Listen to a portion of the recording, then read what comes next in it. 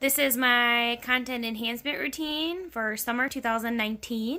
And what did I need to think about as far as my planning was looking at the layout of the concept diagram. I wanted to make a little bit of change when I was actually teaching and naming the examples and then going over the always present, sometimes present, never present. I felt like it flowed a little bit better in teaching about animal characteristics and diversity.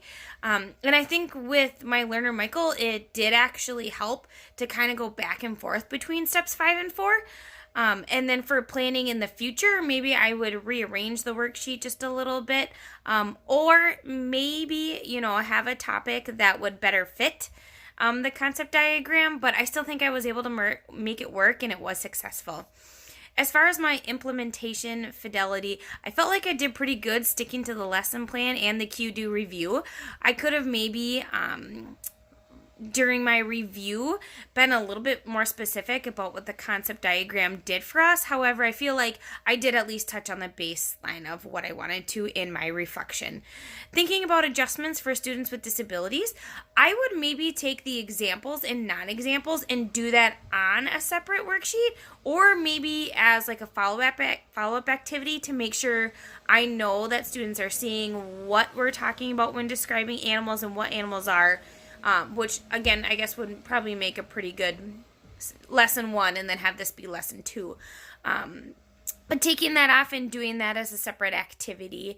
And then what I would also like to do is use one example per farm. So maybe we did a concept diagram on just cats and then just dogs and then just fish, and then compare the 3 concept diagrams. And then maybe that would get a really nice, big, clear picture of the diversity of animals and looking at how animals have different characteristics.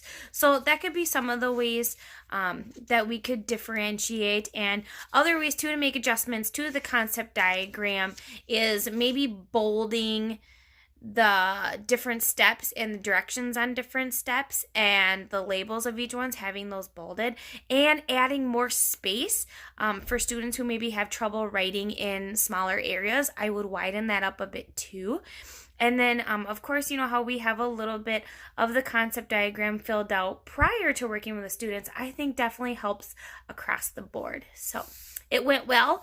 I enjoyed it. And this time I remembered to actually teach it to somebody. So hope I get those points.